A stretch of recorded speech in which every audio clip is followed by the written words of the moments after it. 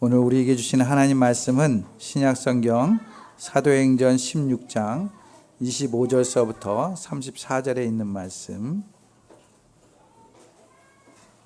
신약성경 261면 정도에 있습니다. 사도행전 16장 25절서부터 34절에 있는 말씀. 하나님의 말씀을 함께 봉독할 때 주님의 음성을 들을 수 있길 바랍니다. 같이 함께 봉독합니다. 한밤쯤 되어서 바울과 실라가 기도하면서 하나님을 찬양하는 노래를 부르고 있는데 죄수들이 듣고 있었다. 그때 갑자기 큰 지진이 일어나서 감옥의 터전이 흔들렸다. 그리고 곧 문이 모두 열리고 모든 죄수의 수갑이 차고가 풀렸다. 간수가 잠에서 깨어서 옥문들이 열리는 것을 보고는 죄수들이 달아난 줄 알고 검을 빼어서 자결하려고 하였다. 그때 바울이 소리로 그대는 스스로 몸을 해치지 마시오. 우리가 모두 그대로 있어 하고 외쳤다. 간수는 등불을 달라고 해서 들고 뛰어들어가 무서워 떨면서 바울과 실라 앞에 엎드렸다. 그리고 그들을 바깥으로 데리고 나가서 물었다. 두 분 사도님, 내가 어떻게 해야 구원을 얻을 수 있습니까? 그들이 대답하였다. 주 예수를 믿으시오. 그리하면 그대와 그대의 집안이 구원을 얻을 것입니다. 그리고 하나님의 말씀을 간수와 그의 집안에 있는 모든 사람에게 들려주었다. 그 밤에 그 시각에 간수는 그들을 데려다가 상처를 씻어 주었다. 그리고 그와 온 가족이 그 자리에서 세례를 받았다. 간수는 그들을 자기 집으로 데려다가 음식을 대접하였다. 그는 하나님을 믿게 된 것을 온 가족과 함께 기뻐하였다. 이것은 주님의 말씀입니다. 아멘.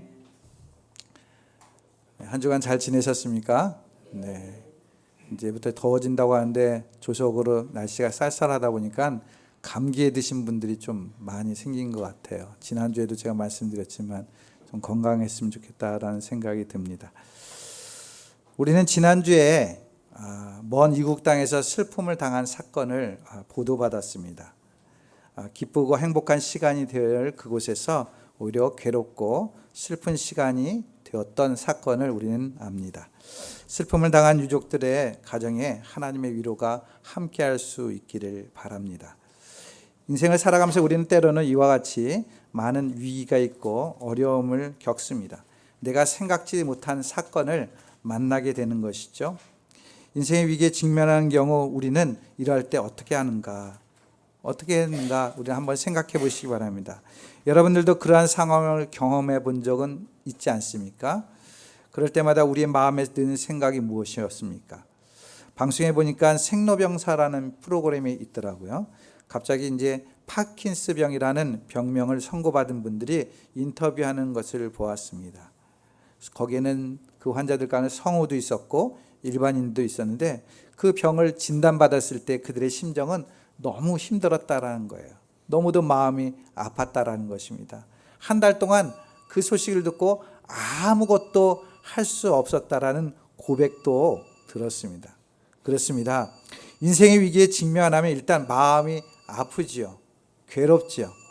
왜 하필이면 나에게 이런 일이 생겼냐라는 원망의 말이 나오기도 합니다.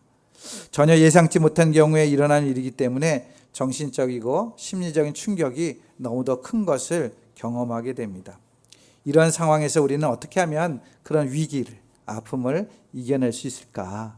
그런 생각을 해보게 됩니다. 인터넷에 소개된 글을 하나 소개하고자 합니다. 제목이 어떤 제목이냐면 여러분들 쳐보면 나올 거예요. 위기를 극복하는 10가지 방법이라는 것이 있어요.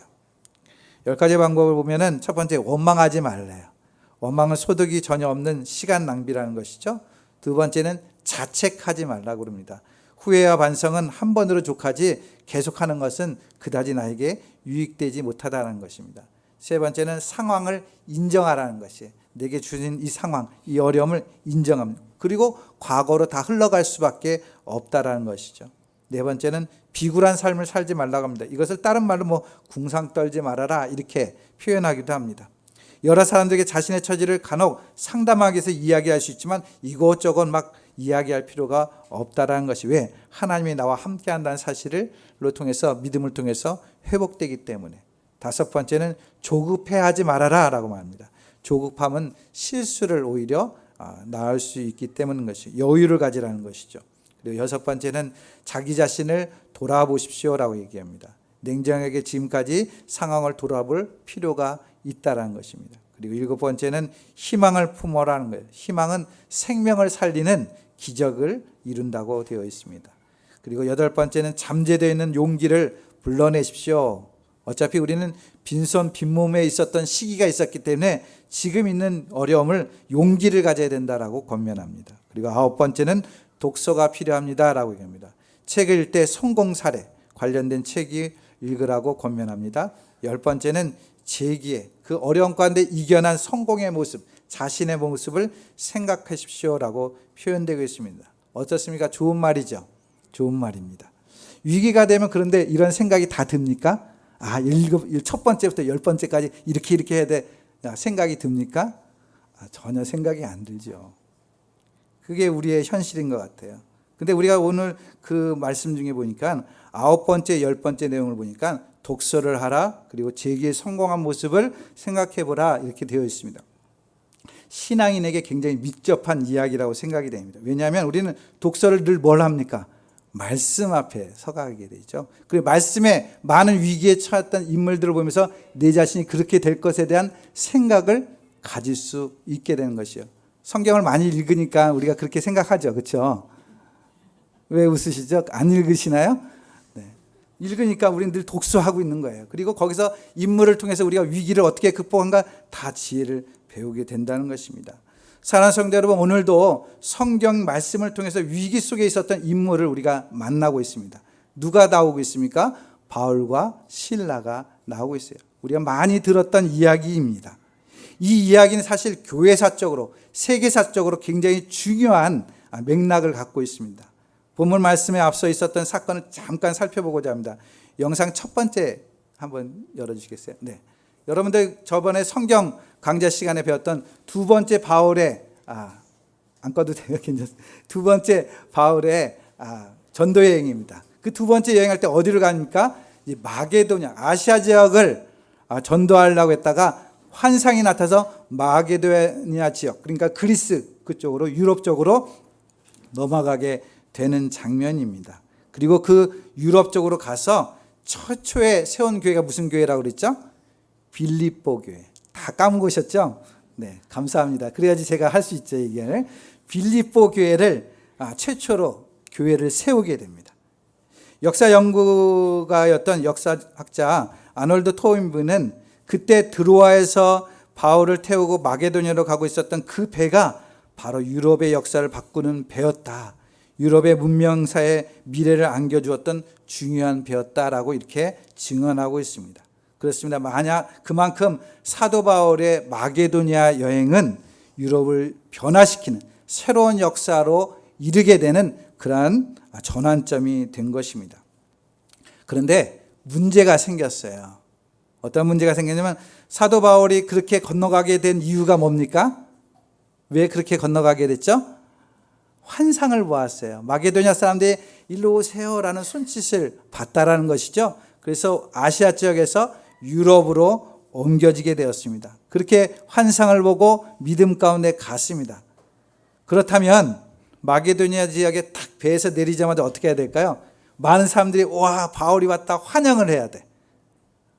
말씀을 전하러 왔다. 여기에서 말씀을 전해 주십시오 라고 많은 사람이 나와야 되는데 아무도 없었어요. 이게 어떻게 된 일입니까? 하나님이 보여주신 환상을 가지고 갔는데 오히려 환영하는 사람 하나도 없고 썰렁한 광야뿐이었던 것이에요.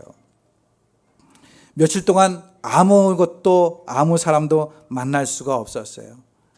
사도 바울 마음에 어떤 마음이 들었을까요? 이렇게 됐을 때 정말 환상을 본 게 맞을까? 내가 헛것이 본 거 아닐까?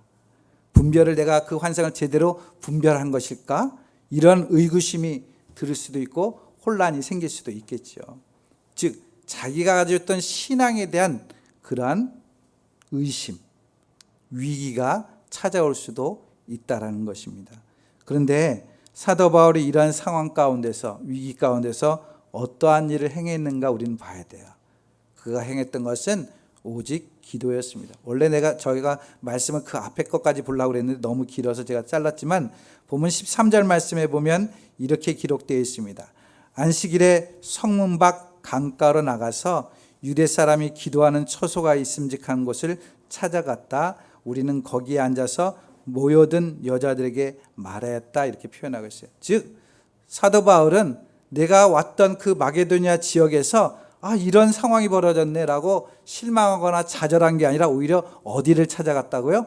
기도할 곳을 찾아갔다라고 말씀하고 있습니다. 영상 두 번째 거 보여주시겠어요?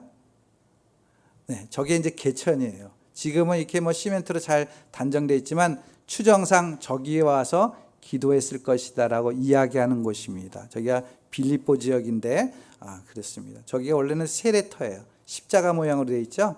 세례터입니다. 근데 예전엔 그런 모습이 없고 그냥 자연적인 모습이었을 것입니다. 그곳에 와서 기도했을 것이다라고 이야기합니다.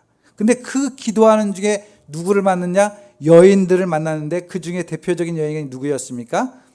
누구였을까요? 루디아라는 여인을 만나게 됩니다.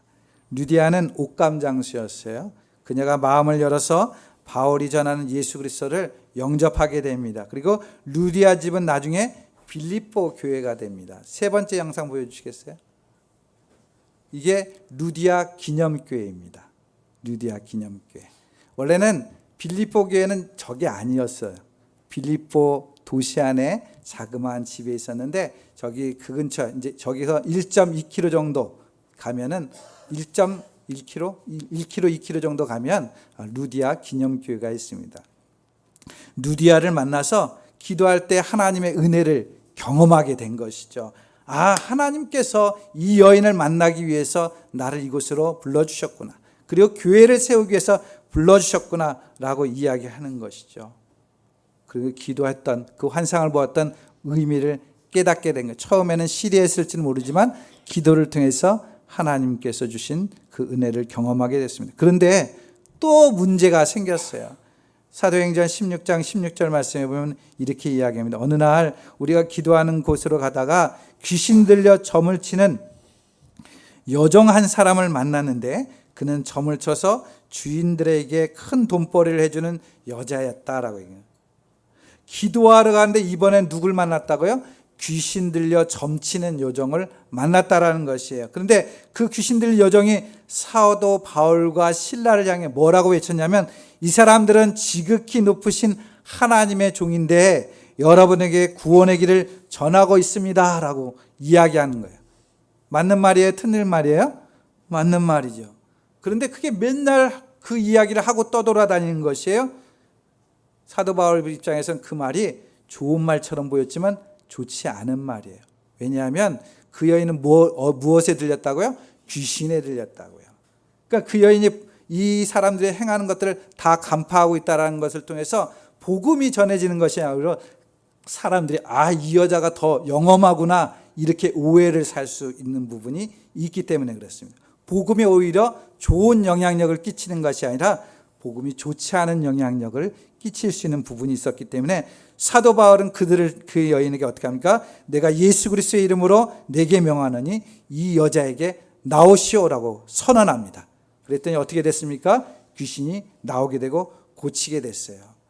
좋은 일을 행했죠. 귀신이 있었던 귀신을 쫓아내고 다시 한번 온전한 평범한 사람으로 만들었으니 얼마나 좋은 일이겠습니까? 근데 또 문제가 생겼어요. 그녀의 주인이었던 사람이 있었어요. 점치는 일 때문에 이익을 벌어들이는 사람이 있었는데 귀신이 쫓겨나고 나니까 어떻게 합니까? 그 일을 할 수 없고 수익이 생기지 못했기 때문에 이 사람은 화가 났어요. 그래서 사도 바울과 실라를 관원들에게 고소했습니다. 그리고 그들은 붙잡혀서 옷을 찢기며 매를 맞고 어떻게 됐습니까? 감옥에 투옥되게 된 사건이 앞에 있었던 사건입니다. 생각해 보시기 바랍니다. 기도를 하는 중에 은혜를 받기도 했어요. 그렇죠? 루디아를 만나게 되고 귀신도 쫓아내는 은혜를 받았습니다. 근데 기도하는 중에 오히려 더 큰 어려움을 만나게 된 것을 보게 됩니다. 더군다나 귀신 들린 여인을 고쳐주었다는 것은 좋은 일이었어요. 그럼에도 불구하고 억울한 일을 당하는 사도 바울과 실라를 성경에서 만나게 되는 것이죠. 그리고 빌립보 감옥에 갇히게 됩니다. 이것이 16절에서 25절까지의 상황이에요. 예수 믿는 사람이라도 이런 어려움을 당하게 되면 어떻게 될 것 같습니까? 부정적인 생각부터 하기 쉽습니다. 사명에 대한 회의가 느낄 수도 있어요. 나름 열심히 하고 선한 일을 했는데 왜 이런 결과가 올까? 더 좋은 결과가 와야 되고 더 좋은 축복이 와야 되는데 하나님이 나를 버리신 건 아닐까? 하나님이 멀리 떠나신 건 아닐까? 하나님이 무능하신 건 아닐까? 라는 생각이 들기 쉽습니다. 루디아와 그의 집을 전도하여 구원할 때나 귀신을 쫓아낼 때는 이럴 때는 감격이 있었을 거예요. 하나님이 나와 함께 하셨구나. 내가 기도하니까 나를 사랑해 주셔서 루디아도 만나고 그 여인에게 귀신도 쫓아냈구나 생각하지만 억울하게 매를 맞고 고통당할 때는 하나님이 멀리 계시는구나 라는 느낌을 갖게 되고 낙심할 수도 있을 것입니다. 영상 4번째 한번 보여주시겠어요? 이곳이 어디냐면 추측인데 사도 바울이 갇혔던 감옥입니다. 저 밑에 구멍 있죠? 문이 있죠? 감옥이에요. 그 위에는 원형 경기장이나 원형 극장이 있었어요. 극장이요. 하나님 앞에 이렇게 살아왔지만 그에게는 위기가 닥쳤어요. 감옥 안에는 또 사자굴이 함께 있었어요. 그러니까는 바로 처형될 수 있는 상황이에요. 사자한테 잡아먹힐 수 있는 상황이었습니다. 여차하면 사형당할 수 있는 그런 위기가 온 것이죠. 이러한 생명의 위기조차 있었지만 그때마다 바울이 유일하게 행했던 길이 무엇입니까? 기도였다는 것이에요. 기도뿐이었어요. 그런데 기도할 때 확신이 왔습니다. 성령님께서 임하시는 그런 은혜를 경험하게 됐어요. 몸은 매를 맞아서 아프고 감옥이라도 힘든 상황이 있지만 오히려 그들의 입술을 통해서 뭐가 흘러나왔습니까? 감사와 찬양이 흘러나왔다라고 성경은 이야기합니다. 오늘 본문 25절 말씀 보시면 한밤쯤 되어서 바울과 실라가 기도하면서 은혜를 받았어요. 하나님을 찬양하는 노래를 부르고 있는데 죄수들이 듣고 있었다라고 말씀합니다. 본문의 전체적인 내용의 분량은 적습니다. 이 사건에는 적어도 사도 바울에게 있어서 위기의 순간이 몇 번이나 왔습니까? 앞에서 소개한 것처럼 3번이나 찾아왔어요.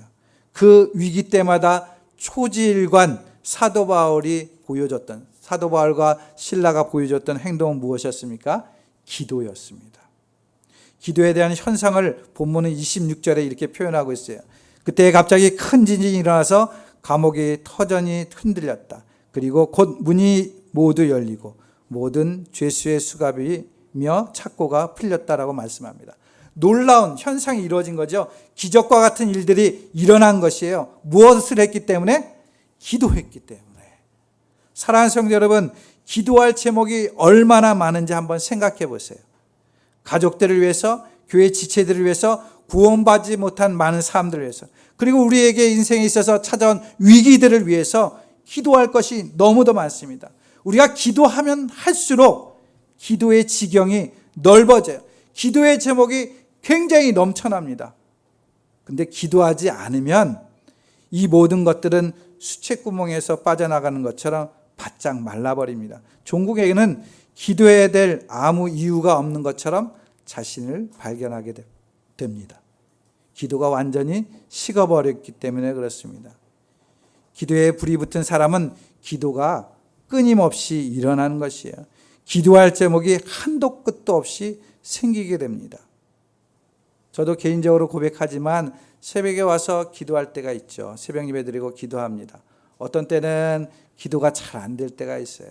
그래서 한두 마디 하다 보면 할 말이 없어질 때가 있어요. 근데 기도하는 중에 하나님께서 은혜를 주시면 너무 많은 거예요. 어때는 시간이 1시간, 2시간도 될 때도 있습니다. 왜? 하나님께서 기도를 통해서 우리에게 보여주시기 때문에 그래요. 뜨겁게 타오르는 아궁이에서 장작 하나를 꺼내서 차가운 아궁이에 던지면 그 불이 붙습니까? 안 붙습니까? 안 붙어요. 차갑게 식어갑니다. 그러나 잘 타는 불에 장작을 넣으면 어떻습니까? 활활 더 불이 일어나는 것을 보게 됩니다. 기도도 마찬가지예요. 내가 하나님 앞에 뜨겁게 기도하면 끊임없이 타올라서 그 안에 성령의 능력을 경험하게 되는 것이죠. 사랑하는 성도 여러분, 하나님의 말씀은 세상을 변화시키고 인생을 변화시키는 능력이 있습니다. 그러나 그 말씀이 어떤 기도의 아궁이 속에 들어가느냐에 따라서 역사는 달라지는 것이에요. 뜨거운 불구덩이에 들어가는 말씀은 놀라운 능력이 나타나지만 차가운 나의 신앙의 기도가 없는 그러한 말씀이 들어가면 다 사라지게 되는 것이죠. 사랑하는 성도 여러분, 주님께서 주신 말씀이 기도의 용광로에 들어가서 여러분들 가운데 삶 속에 말씀의 능력이 나타나고 기적이 나타나는 그러한 은총이 되어줄 수 있기 바랍니다. 어떠한 위기가 올 수도 있어요. 어려움이 올 수도 있어요. 그럼에도 불구하고 우리가 하나님 앞에 기도를 식지 않고 끊임없이 주님을 향해서 초지일간 그 기도를 매진해 나가면 하나님께 그곳에서 은혜를 주시고 하나님의 뜻을 이루어지게 될 것입니다. 인터넷에 보면 이러한 이야기가 소개되어 있어요. 책에서 본 이야기지만 중국 지린성 장춘시라는 곳이 있다고 합니다. 그게 지린대학이 있습니다. 2018년도 6월 2일에 졸업식이 거행됐다고 그래요. 경제금융대학원 리샤오 원장이 졸업생들에게 의미 있는 설교를 하게 됩니다. 말씀을 전해 설교가 아니라 연설을 하게 되는 것이죠. 긴장이 고조되고 있는 무역전쟁에 어떻게 이 무역전쟁을 분석할 수 있을까, 그러한 내용으로부터 국제 경제나 정치에 대해서 여러 가지 이야기를 합니다. 그 이야기들 중에서 가장 눈에 띄는 이야기가 있었는데 고난을 극복하는 능력이라는 그런 이야기를 했다고 해요. 연설문 내용은 이렇다고 합니다. 5번째 이야기들 중에 있었다고 그래요. 5번째는 고난을 극복하는 능력입니다. 인생에서 고난이 있는 것이 당연하다. 행복은 오히려 일시적입니다. 그래서 해밍웨이도 용기라는 것은 품위 있게 위기를 마주보는 것이다 라고 말했습니다. 주위를 보면 너무 흥분해서 후에 반성하는 사람들을 보게 됩니다. 그러나 이렇게 품위 있게 압박감, 위기를 견디는 것은 쉽지 않을 것입니다. 만약 이렇게 할 수 있다면, 압박감이나 위기를 품위 있게 견뎌, 용기라는 그 품위로 견뎌나간다면 일상적인 삶을 살아갈 때 그는 더 고난을 늘 이겨나가는 사람이 될 수 있습니다. 미래의 자신의 삶이나 직업에서 매우 중요한 원리를 깨우치고 행복감을 높이는 삶이 될 것입니다. 이렇게 이야기했다고 합니다. 그렇습니다. 우리의 인생의 압박감이나 고난이나 위기를 품위 있게 마주대야 하는 태도를 이 사람은 해밍웨이의 용기로 표현하고 있는 것을 보게 됩니다. 그러나 이 말을 조금 더 바꿔서 이야기하면, 오늘 본문을 통해서 이야기한다면 우리가 어떠한 위기나 어려움이 있을 때 품위 있게 이기는 것은 바로 기도다라고 말씀드리고 싶습니다. 어떤 상황이 우리에게 올지라도 우리는 기도의 삶을 잃어버려서는 안 될 것입니다. 품위 있게 상황을 맞이하는 태도, 그것이 기도인 것이에요. 역경지수라는 경제 용어가 있습니다. 역경을 이겨내는 지수를 말합니다. 크게 성공한 사람들은 대개 역경지수가 굉장히 높다고 해요. 사람들이 역경에 부딪힐 때 대처하는 반응을 보면 대체로 3가지 반응이 있습니다. 첫 번째는 포기형이 있어요. 포기. 역경이 닥치면 무조건 포기하고 절망하는 상태를 이야기합니다. 두 번째는 안주형이 있다고 합니다. 문제를 극복하기보다는 그냥 적당히 편안하게 살려고 그 문제를 무시하는 경우가 있다고 그래요. 근데 3번째 형은 정복형이 있습니다. 있는 힘을 다해서 역경을 헤쳐나가는 몸부림입니다. 이런 정복형의 사람들이 대개 역경을 극복하고 성공한다는 것입니다. 이러한 정복형의 대표적인 행동이 무엇이냐? 기도인 것이에요. 기도예요. 우리가 기도를 하고 있다면 우리의 인생은 절대로 실패한 인생이 아닙니다. 미국의 로버트 슐러 목사님은 실패에 관해서 이런 말을 했어요. 실패는 당신이 실패자임을 의미하지 않는다. 다만 성공하지 못했음을 의미한다. 실패는 당신이 아무것도 성취하지 못했다는 걸 의미하지 않는다. 다만 무언가를 새로 세웠음을 의미한다. 실패는 당신의 위신이 손상된 것을 의미하지 않는다. 다만 무언가를 용감히 시도했음을 의미한다. 실패는 당신이 틀렸음을 의미하지 않는다. 다만 다른 방법으로 해야 할 것을 의미한다. 실패는 당신이 포기해야 된다는 것을 의미하지 않는다. 다만 더 열심히 해야 된다는 것을 의미한다. 실패는 하나님께서 당신을 버리셨다는 것을 의미하지 않는다. 다만 더 좋은 계획을 갖고 있음을 의미한다. 이런 말을 했어요. 사도 바울도 자신이 믿음 따라서 기도 따라서 행했는데 실패된 것처럼 보였어요. 마게도냐로 갔더니 아무도 없었어요. 그러나 기도를 통해서 루디아를 만나게 됩니다. 기도를 통해서 또한 귀신 들린 여자가 자기를 괴롭히는 것들을 경험하게 됩니다. 그러나 기도를 통해서 그 연을 고치기도 합니다. 기도를 통해서 행했던 일들이 오히려 사람들에게 억울함을 당합니다. 감옥에 투옥되기도 합니다. 그러나 그 기도를 통해서 놀라운 일들을 경험하게 되는 것이에요. 땅이 흔들리고 옥문이 열리는 역사를 경험하게 됩니다. 그렇습니다. 내게 위기가 있다는 것은 내 삶이 더 한 걸음 나아갈 수 있는 기회가 주어졌다는 사실을 우리는 알아야 됩니다. 실패가 아닌 것이죠. 오히려 새로운 일들이 일어날 기회인 것이에요. 사랑하는 성도 여러분, 그렇기에 우리는 적극적으로 주님 앞에 기도하는 삶을 이루어야 될 것입니다. 대표적인 인물이 우리가 히스기야를 들지 않습니까? 어려움이 왔어요. 고난이 왔어요. 국가적인 어려움도 있었고 자신에게 병도 있었어요. 그때 어떻게 합니까? 주님 앞에 면벽을 하고 간절히 기도하는 모습을 보게 됩니다. 하나님께서 그의 기도를 보셨어요. 어떻게 보셨다고요? 그의 눈물과 기도를 보셨다라고 표현하고 있어요. 사랑하는 성도 여러분, 여러분들이 주님 앞에 간절히 그 위기 속에서 어려움 속에서 기도하는 내용을 결코 외면하지 않으십니다. 여러분들의 눈물을 보시고 기도의 음성을 작은 신음에도 응답하신다라고 이야기하고 있는 것을 보게 됩니다. 사랑하는 성도 여러분, 언제나 여러분 삶 속에 기도를 놓치지 않기를 바랍니다. 본문을 묵상하면서 개인적으로 놀라운 일을 다시 한번 제가 깨닫게 됩니다. 기도를 했을 때 하나님의 은혜를 경험하지요. 반면에 기도했을 때 어려움을 당하기도 했죠. 그렇다면 기도해야 될까요? 하지 말아야 될까요? 네? 기도를 했는데도 어려움 당했으니 하지 말아야 될까? 어려운 문제죠. 그렇죠? 그런데 가만히 살펴보면 위기 속에서 기도할 때 그 현상은 긍정적인 결과와 부정적인 결과들이 혼재되어 있지만 궁극적으로 보면 하나님의 뜻이 이루어지고 있다는 것을 보게 됩니다. 오늘 본문에 유명한 말씀이 하나 나옵니다. 여러분들이 잘 아는 말씀이죠. 본문 31절 말씀, 우리 함께 31절 말씀 같이 함께 읽도록 하겠습니다. 시작. 그들이 대답하였다. 그리하면 그대와 그대의 집안이 구원을 얻을 것입니다. 아멘.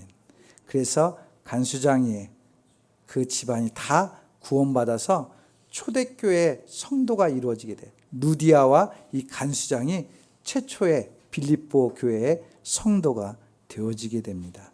기도를 통해서 은혜도 받고 어려움도 생겨났지만 궁극적으로 하나님의 생명을 구원하는 역사 가운데 흘러가고 있다는 것을 본문을 통해서 발견하게 됩니다. 그래서 여러분들이 기도하는 자는 실패가 없어요. 기도하는 자는 실패가 없습니다. 끊임없이 여러분들 삶 가운데 기도하는 삶이 되기를 바랍니다. 제가 알기로는 우리 성도들 가운데 나름 개인적으로 어려움이 다 있어요. 기도하시기 바랍니다. 누가 대신 기도하는 게 아니라 본인 스스로가 본인의 문제를 가지고 기도하세요. 간절히 기도하시기 바랍니다. 그러면 그 일 속에서 하나님의 뜻이 여러분들 삶 가운데 하나하나 이루어지게 되는 것을 보게 되는 것이에요. 여러분들의 마음이 기도로 인해서 뜨거워지면 말씀이 심겨질 때 그 말씀의 역사가 이루어지게 되는 것입니다. 사랑하는 팔당 공동체 성도 여러분, 여러분들 삶 가운데 기도를 통해서 위기를 극복하고 또한 그 위기 속에서 주시는 하나님의 기회를 발견하고 하나님 앞에 기도함으로 은총을 입는 저와 여러분들이 될 수 있기를 주님의 이름으로 축원드립니다. 기도하겠습니다. 사랑과 은혜가 많으신 아버지 하나님 감사합니다. 우리는 살아가면서 생각지도 못한 위기가 있고 어려움이 있습니다. 크고 작은 많은 일들이 있지만 그 속에서 초지일관 우리가 지켜야 될 것은 하나님을 바라보는 참 신앙일 뿐만 아니라 그 신앙을 지키기 위해서 늘 기도하는 삶을 놓치지 않도록 도와주옵소서. 힘들다고 어렵다고 그냥 말로만 하는 것이 아니라 살아 역사하시는 주님 앞에 기도함으로 간절히 내 마음을 뜨겁게 기도함으로 인해서 주님의 은혜와 하나님의 놀라우신 능력을 체험할 수 있는 우리 공동체가 될 수 있도록 함께하여 주시옵소서. 감사하옵고 예수님의 이름으로 기도드립니다. 아멘.